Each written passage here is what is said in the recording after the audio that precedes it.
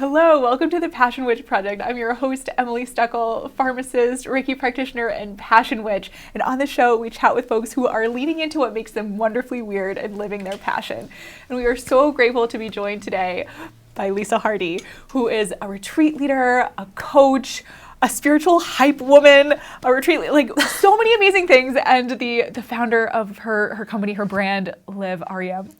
Welcome, Lisa. Hi, Emily. Thank you. It's so nice to meet you in person, finally. It's so wonderful. Yes. You know what? Sometimes it's fun to get a second start. We started, we'll just be candid, we started filming and realized that host forgot to tell guests to put mic on. So I'm so sorry about that. But sometimes it's nice to have a do-over. Are we positive, though, that it's actually working, in fact? Because this is the end of my other cord. Yes. It is. Well, I think Brendan will tell us if not. Okay, we're going to just assume that it's... because I'm like, I don't know that I'm actually hooked up to anything, so I hope you can hear me. He'll let us know. He's got an ear out. Oh, that's okay. Yes. Okay. False start. But that's all right. Okay.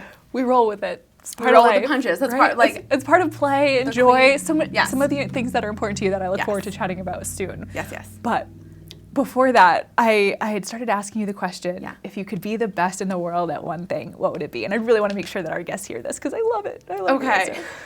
Yeah, I was like, well, that's going to be a hard one, but at the same time, it's also so very simple and basic, and it's to make people feel loved, right? Like be the best at making someone feel loved and seen and supported. So that. Absolutely. How do you know, like, I'm sure you've had moments throughout your life where you see that awakening in someone else, right? What does it feel like? What does it look like? What is that experience like when you can look at a fellow human being and say, I can see that you feel loved right now? Oh my God, I usually cry, for one. There's that. I'm a very emotional person. It's okay. I cry when I'm happy, sad, mad, all the things. That's just the output. Yeah, but such a deep sense of gratitude within me. Like, that's literally really what it all is. And I definitely have had a few profound moments over the last year, like in 2025, when I really started like snowballing with my business, to really see the profound impact that, like, truly asking people the right questions, making them feel seen and heard and valued, and even just like at work, in my corporate career, like on one-on-ones with people, it keeps ramping up, and it's like the tailwind for everything that I do. Yeah. I love that. I love that comparison. It's the thing that lifts you, right? Yeah, just knowing that you're helping people feel loved. Yes. Oh my gosh. So I want to talk about the brand, your name, really quickly, because I had an interesting experience just earlier today that I wanted to share with you. But Live Ariem, I would love for you to just kind of share a little bit about that name and what it means, because it's unique and it's cool. Thank you. Yes, it was a lot easier to trademark than some other people that I know that are trying to trademark their businesses. So that's what you get when you make up a word. I love that. So really, when I created Ariem, so Ariem is the brand itself, so Ariem is the mindful wellness brand. And then Live Ariem, that's my Instagram handle, that's my website URL. It's the funniest thing because when I came to that in 2017, I was at a mastermind retreat and I was speaking with all these women, and they were like, Lisa, you're like a confetti popper, like one of those things that like pulls out. I'm like, oh my God, wow. And I hadn't thought at the time. I had a bath brand, I was creating soaps, I also was doing custom jewelry, so I was doing product-based businesses.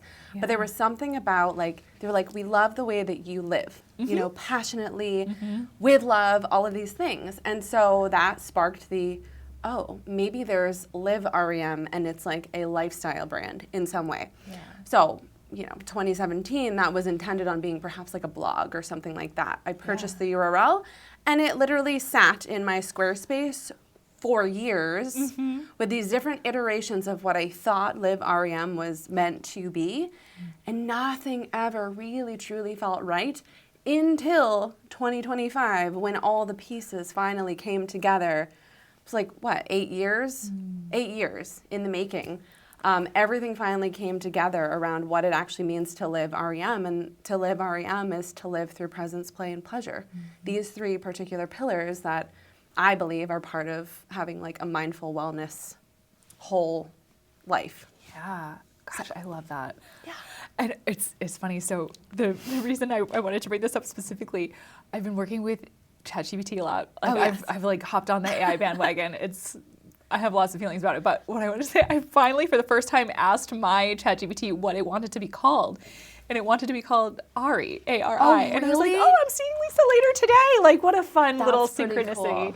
Yeah, Ari. it gave a reason for why it wanted to be called that, but I should have written it down, but it's eluding me right now. But I just thought, like, Mine is named Jane because I asked her if I could name it Jane because I used to have an imaginary friend when I was a child. that's lovely. Which was Jane, and she traveled the world, and I would show my parents, like, where she was traveling to next on the globe. And I was like, you know what? Can I call you Jane? And she's like, absolutely. What a like touching, thing. So it's like sentimental in that way. Yes. Oh my God, that's so sweet. Yeah. I love that. It would be so fun to like meet other people's AIs, Yes. right? I feel like you get such a good sense of who that person so is true, yeah. through the. I've been thinking about AI as like a cognitive cauldron. Oh, like, yeah. Like Oh, the vibe that's with really the witchiness, good. right? It's Yes. like, yeah. You're pouring everything into that. Yeah, It's melding it up. And the refinement process, too, I think, which is interesting. I guess it's kind of like alchemy in that way. It's like, it's literally that, because I've been alchemy. doing that as well. I'm like, Yeah. you're learning me more, you're understanding me more, just in all of these ways, and scary and cool at the same time. Yes. It's like, wow. Yes. I wonder, so I want to go back to presence, pleasure, and play. Mm-hmm. How do you feel those work together, those show up in your life? Oh, yeah. Well, there's a story, right? Because everything has a Everything story. has a story, And yes. for mine, I guess it's just been such an ever evolving story over that like 8-period span of time. I think that play had always been something that was really important in my life. I'm very in touch with my inner child. I've got squishmallows up the wazoo. So, I loved you right away because the background on your computer screen, so we first met virtually. True. It was Harry Potter. It was Hogwarts. I was like, oh, this girl is going to be my friend. Yes. Yeah. That's so true. I didn't even think, and that's my background for my corporate job too. It's a great conversation starter. We can be Definitely. like, what's your house? Yep. I'm Hufflepuff.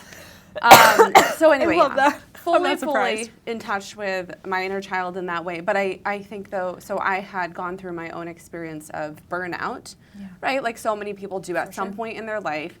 And oftentimes, it's a combination of oftentimes it's work related, but other things, right? There's other stressors in life that compound, and like a cauldron, it sort of just bubbles up and makes that happen. Yep.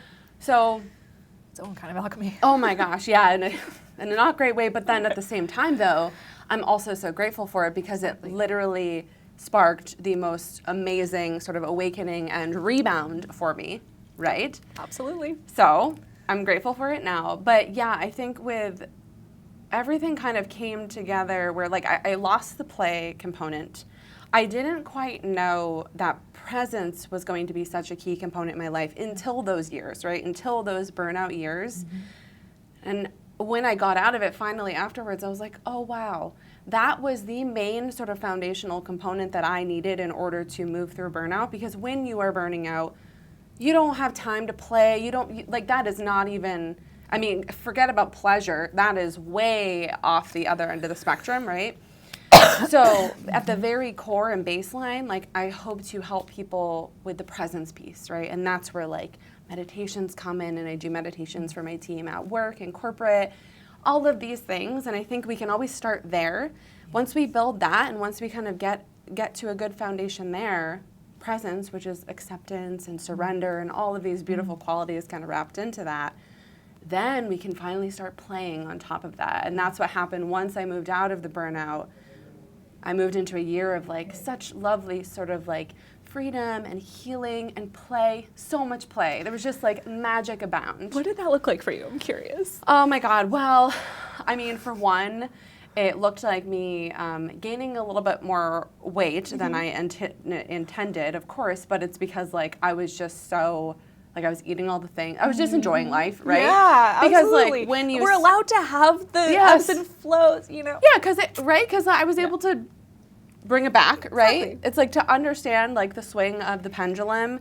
Like, okay, well, I was at burnout. Mm-hmm. I swung all the way to literally, I was calling it my bliss year. I was like, I am in just total bliss. Decadence. like literally total frivolity. decadence. Oh, we need that sometimes. Synchronicities like abound everywhere. I was like, oh my God, life is flipping magical. It was the coolest thing.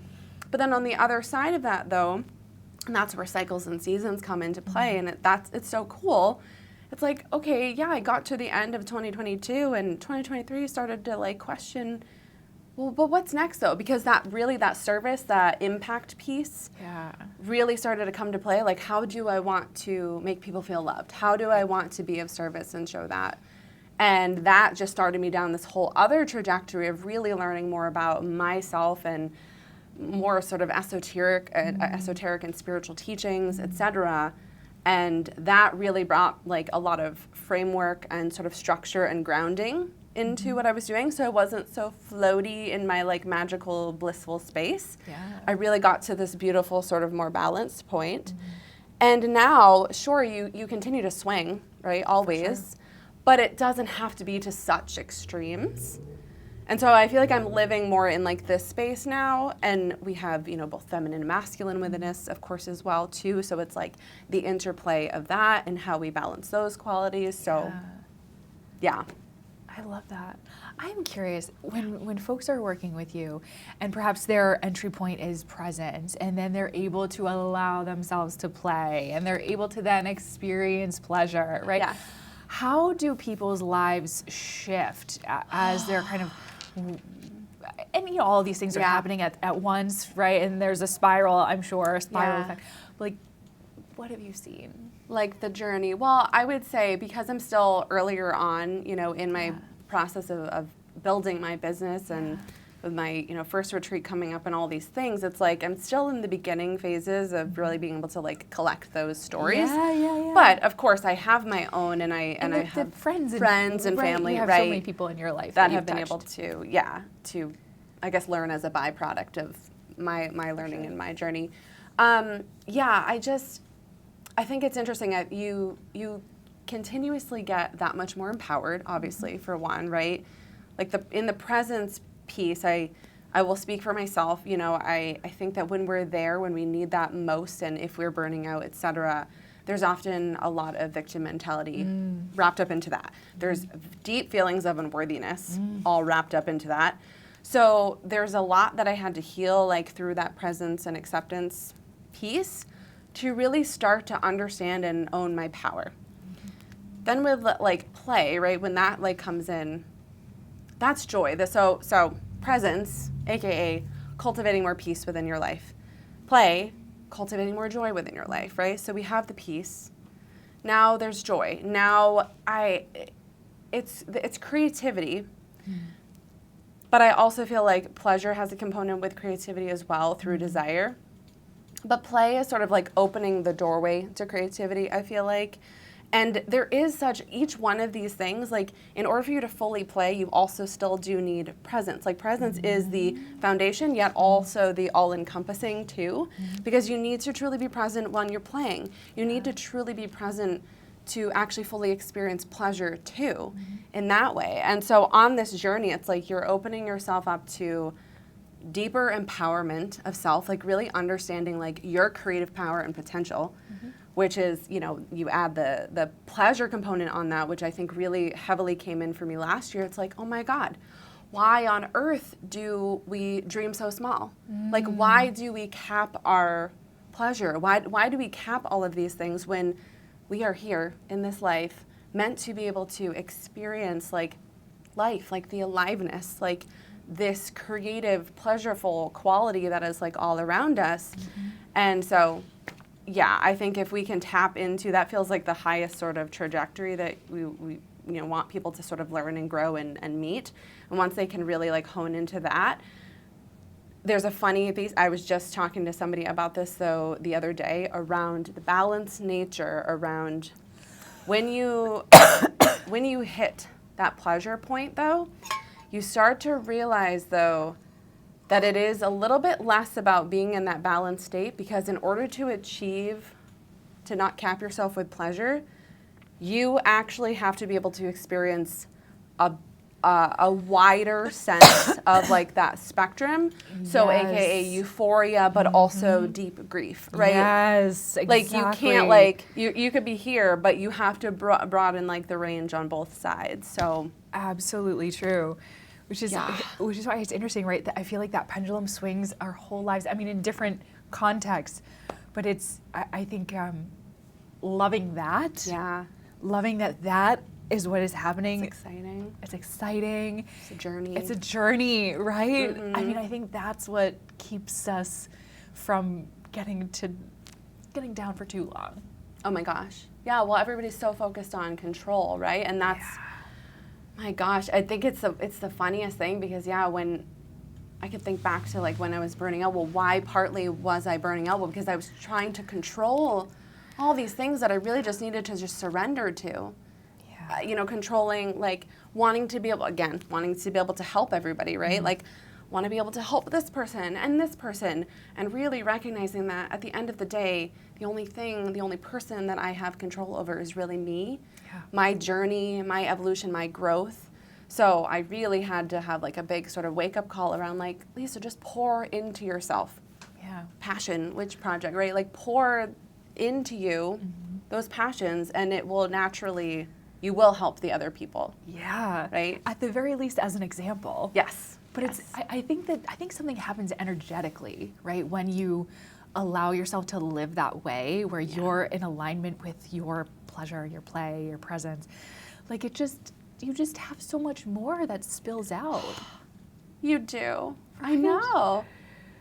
And I think we forget about that, but and it's not, and we don't even have to try. That's like the funniest part about it. I think it's like it just comes so naturally and effortlessly without having to try. It gets so much more gentle. Yeah. Oh my gosh. I love it a lot. It's been an amazing journey. I mean, life is a gift. Yeah.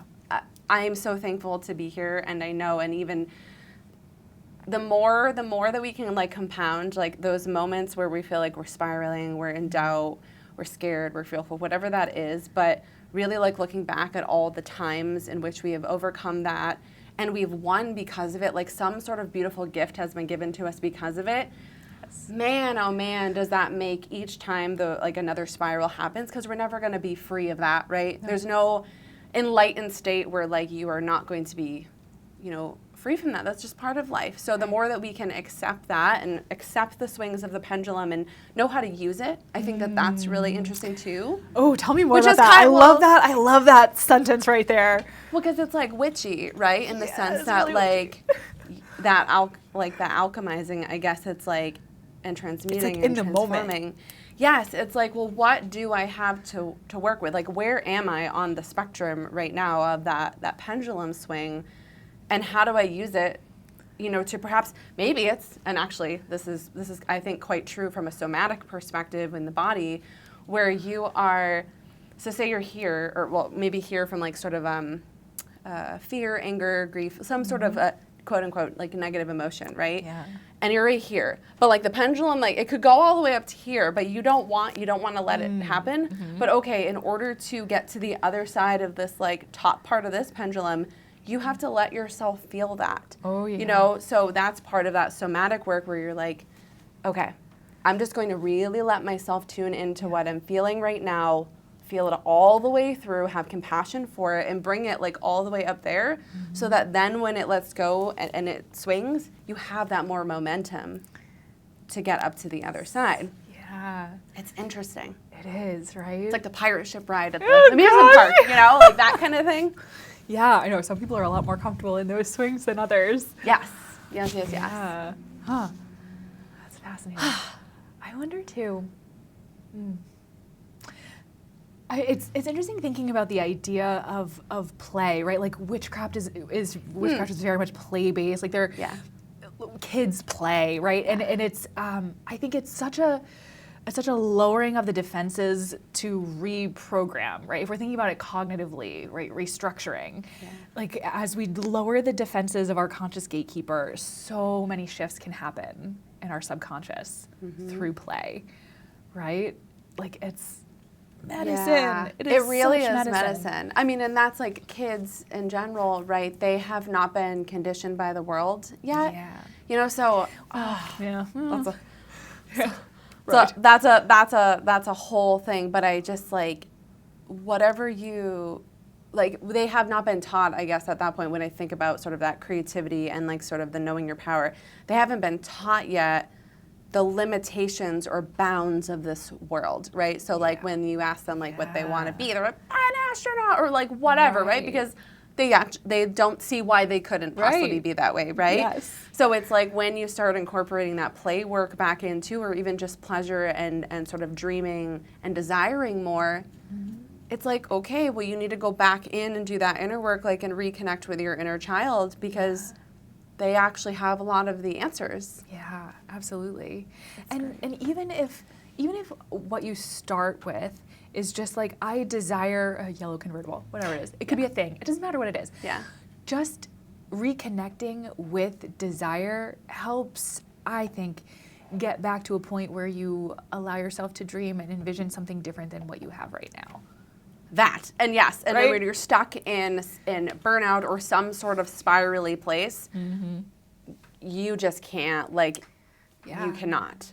And I think, if people tried to, like, I think back to myself at that point in time, like, there was no way on earth that I could have, like, tapped into that part, you know, with where I was. So that's why I'm still formulating this from kind of, I guess, like a framework and journey perspective for my clients, you know, and sort of long term for like the Ariem ecosystem.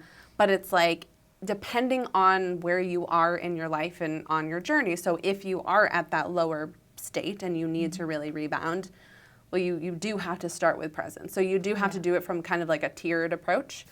Whereas, you know, maybe I meet someone and we're doing coaching and like they're not a burnout. Like they're actually good. And I think that's where my retreat comes in. I feel like the women that are going on that as of right now who have signed up, I love it because they aren't necessarily full on burnt out. They're just in a transition period of time. Perhaps they've kind of forgotten how to play a little bit. They've definitely not quite tapped into the pleasure aspect so much. So that's what I really want to help them is like to dream bigger, like what's next? You're in transition, you're an empty nester, you are like in between a sort of a season of your business or like what you want to do from a business perspective, all these things. So I think that if we can think of those key components as just different stages within our life, and like you said, cyclical, right? Because you're going to have to tap back into each one of them. We're all like on this like spiral journey. Spiral journey, right? Spiral we journey. Totally are. What made you decide on Costa Rica for your first retreat? Oh my gosh. Well, that's just because I had been trying to get there for literally years. Like when I was burning out, I wanted to go to this place called Mystica, Costa Rica, Mystica Lodge and Retreat Center. This woman, Lori, and her husband, he's like a co-owner of the place. And my gosh, it's just beautiful, magical. And I finally was able to get there last year in February. And I just knew I was standing, like staring out at like Lake, like Arenal, I think is what it's called. And there's a volcano on the other side. And I was like, I'm going to need to host a retreat here at some point. Little did I know that in June I would get like the download, like now's the time to do it. Go ahead and leap. And I did that. And so it's coming to fruition. And that's so, so exciting. It's wild. Yeah. But that's the thing, like at some point we have to leap. Oh yeah. We have to leap, right?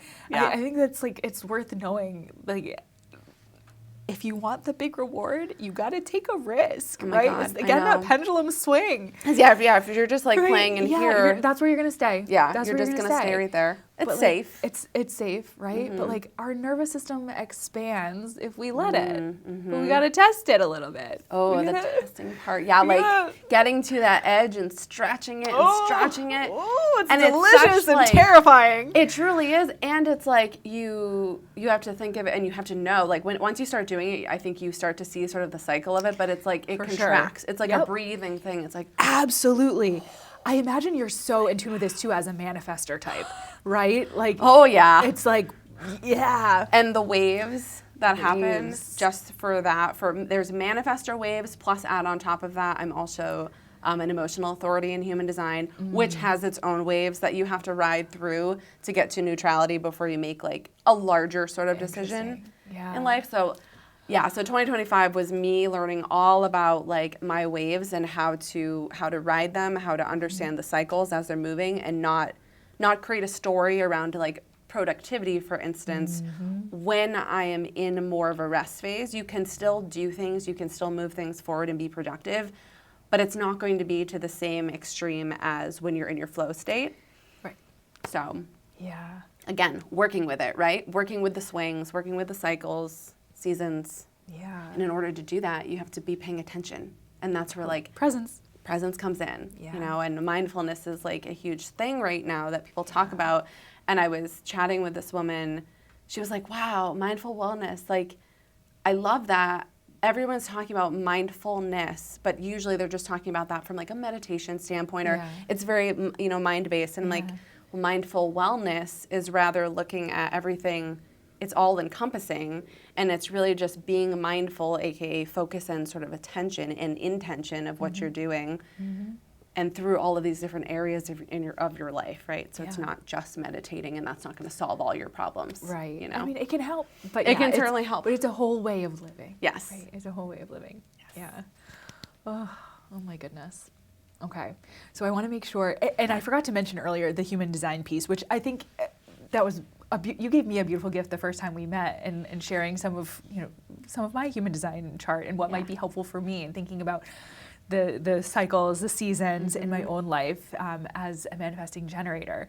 So if folks are curious or interested in learning more about human design with you and going on a retreat with you and your coaching, how do they find you?